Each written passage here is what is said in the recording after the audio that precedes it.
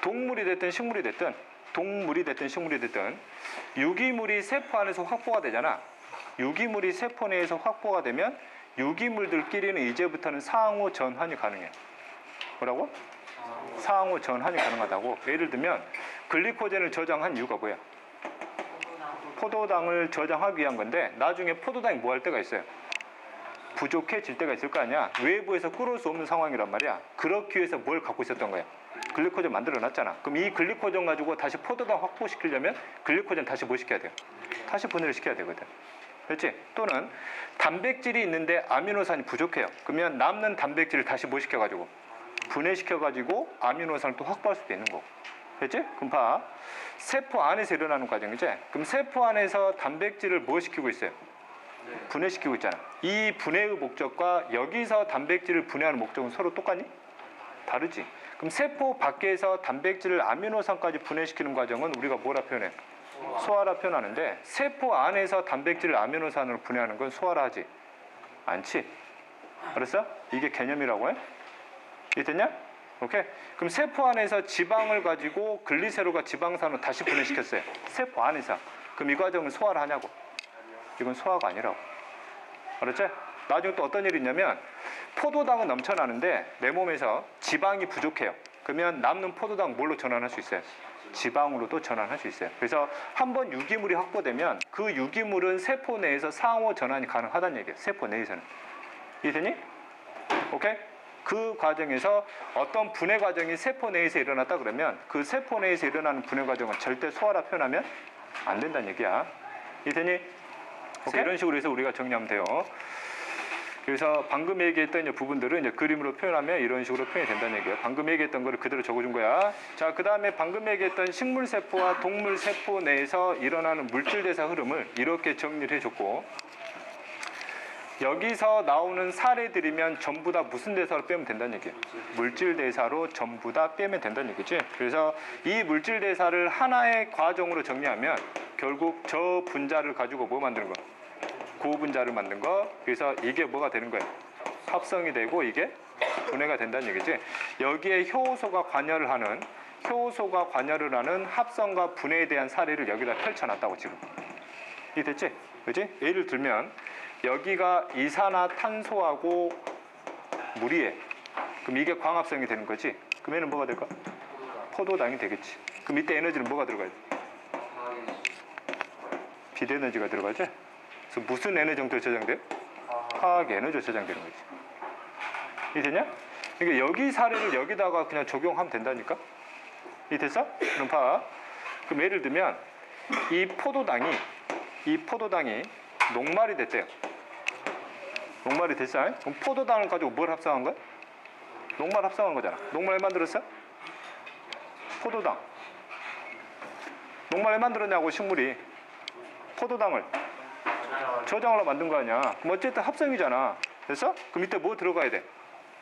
에너지 들어가야 되잖아. 그럼 이때 에너지가 비대에너지야? 이건 무슨 에너지야? 화학 에너지지. 어디서 구해? ATP. 분해 결과지. 됐어? 그럼 ATP를 분해시켜 본 걸 ATP가 분해되는 걸 여기다가 한번 적용해 보자고. 그럼 ATP가 분해되는 거니까 이거잖아. 됐지? 그럼 얘는 뭐가 돼요? ATP를 분해시킬 거야. 그럼 얘는 뭐가 되냐고. ATP. 이거는 ADP하고 인산이 되는 거지. 됐어? 그럼 분해됐잖아. 그럼 뭐가 나와요? 화학 에너지가. 이 화학 에너지가 무슨 활동에 쓰여요? 생명 활동에 쓰인다니까. 이 됐어? 그러니까 여기 사례를 여기다가 적용해서 그냥 풀어내면 된다고. 오케이? 이게 됐지? 그럼 하나만 더 해볼게요. 그러면 ATP를 합성하는 거예요. 뭐를? ATP를 뭐 하는 거야? 합성하는 거야. 그러면 ADP하고 인산이 뭐가 되는 거야? ATP가 되잖아. 그럼 이때 뭐가 들어가야 돼요? 에너지가. 무슨 에너지가? 화학 에너지가. 그럼 이 화학 에너지 요소 구해. ATP 합성하는데 필요한 화학 에너지 요소 구하냐고. 무슨 호흡? 세포 호흡 과정이잖아. 이해됐니? 오케이? 진행이 됐어? 그래서 여기 사례를 여기다가 적용시킬 수 있어야 돼요. 합성과 분해에 대한 사례가 워낙 많다 보니까 그 상황에 따라서 조분자하고 고분자가 어떤 물질로 들어가야 되는지를 너희들이 이 그림 통해서 정확하게 잘 해석할 수 있어야 된다고. 이게 만약 소화 과정이라 가정할게요. 소화 과정이야. 이게 녹말이야. 그러면 뭐가 되겠어요? 포도당이 되겠지. 이게 단백질이면 분해 과정 이건 뭐가 돼요? 아미노산 되는 거고. 이해되냐? 오케이? 됐지? 흐름 잘 보세요. 그래서 이러한 식물세포와 동물세포 내 물질대사의 흐름을 보게 되면 물질대사를 하는 뭘 확인할 수 있어요. 물질대사라는 거를 목적을 이 그림 통해서 확인해낼 수 있다는 얘기지. 그래서 맨 뒤에 끼워주고. 자, 물질대사의 목적 볼게요. 이 그림 속에 답이 다 있어. 됐지? 자, 첫 번째 보자. 이산화탄소와 물을 가지고 포도당 만드는 게 무슨 성이었어? 광합성이었잖아. 광합성의 첫 번째 목적이 뭐야? 포도당을 만들어서 그 안에다가 무슨 에너지를? 화학 에너지를 저장하는 게 광합성의 첫 번째 목적이잖아. 그래서 광합성의 첫 번째 목적이 에너지를 뭐 하기 위한 거예요? 저장하는 게 목적이에요. 그래서 그럼 저장된 에너지를 뭐 해야 돼? 빼내야 되잖아. 그 빼내는 활동이 무슨 호흡이에요?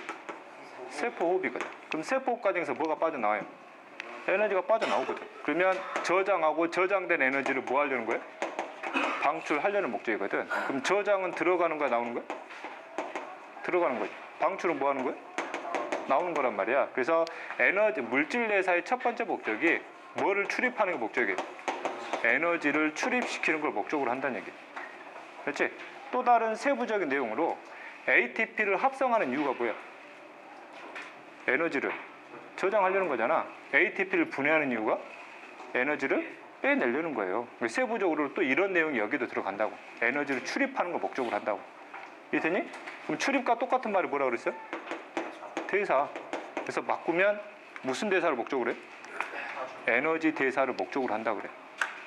첫 번째 목적이. 됐지? 됐냐? 이 그림 속에 답이 다 있다니까. 자, 그 다음 두 번째. 광합성을 하는 두 번째 이유가 뭐야? 첫 번째가 에너지 저장이고 두 번째 이유가 남는 포도당을 가지고 새로운 성질을 가진 유기물로 만들어 쓰기 위한 거지. 녹말 만들었어? 포도당 저장하려고 셀룰로스 왜 만들었어? 세포를 구성해야 되니까. 단백질 왜 만들었어? 세포막이나 핵막 구성해야 되고 물질 내사가 일어나려면 촉매에 뭐가 필요해? 효소 만들어 써야 되니까. 그런 목적을 활용한단 말이야. 인지를 왜 만들었어? 세포막이나 핵막 구성해야 되니까 그런 데 쓰려고. 이해됐어? 그래서 남은 포도당을 가지고 새로운 유기물로 전환해서 사용을 하게 되잖아. 그 성질을 이 식물세포가 이용을 하게 될 것이고, 그래서 생명체 내 필요한 뭘 만들어내는데 물질을 만들기 위해서 이런 짓을 한다는 얘기지. 이때 물질이라는 얘기는 주로 무슨 물을 만드는 거예요? 유기물들을 만드는 거지. 무기물을 가지고 유기물도 만들고 유기물을 가지고 새로운 성질을 가진 유기물을 또 만든다고. 이해되니? 그렇지? 그럼 이렇게 만들어진 유기물 갖고 뭐 했었어? 방금 얘기했듯이 무슨 구성 물질을 썼어요? 몸 구성 물질. 좀 더 구체적으로 들어가면 몸을 구성한다는 얘기는 이 몸이 생명체잖아. 그럼 생명체 기본 단위가 뭐예요? 세포거든. 결국 뭘 구성하기 위한 물질로 쓰려고? 세포 구성 물질로 쓰려고. 일단 첫 번째. 가장 대표적인 물질의 종류가 뭐 있어? 인지질. 그 다음 뭐? 단백질. 이해됐지? 이런 거 만들어 쓰려고. 그래야 세포가 구성되고 그래야 결과적으로 몸뚱아리 구성할 거 아니야. 그 다음 몸을 한자로 뭐라 하는지? 체. 그래서 얘를 무슨 구성 물질? 체 구성 물질로 활용하려고 이렇게도 표현한다고. 다 똑같은 말이니까. 여기서 답이 다 있잖아 지금. 오케이? 됐지? 그 다음 두 번째가 이렇게 표현하는데, 생리 기능을 조절하는 물질로 활용하기 위한 목적이다라고 표현하는데, 이때 생리 기능의 정의를 좀 정확히 좀 잘 알고 가야 돼요. 생리 기능. 이제 생리 기능을 정의하면 생물체 내에서 일어나는 화학 반응과 화학 반응이 아닌 화학 반응의 반대말이 무슨 말이냐면 물리적 반응이에요. 됐지? 화학 반응을 분자 수준에서 보면 분자의 종류가 뭐해지는 거야? 바뀌는 거지. 바뀌는 거. 물리적 반응은 화학 반응이 아니거든. 얘는 분자의 종류가 바뀌는 반응이 아니에요. 특히 우리 몸 안에서는 화학 반응만 일어나는 게 아니라 다양한 무슨적 반응도 일어나요. 물리적 반응도 일어나요.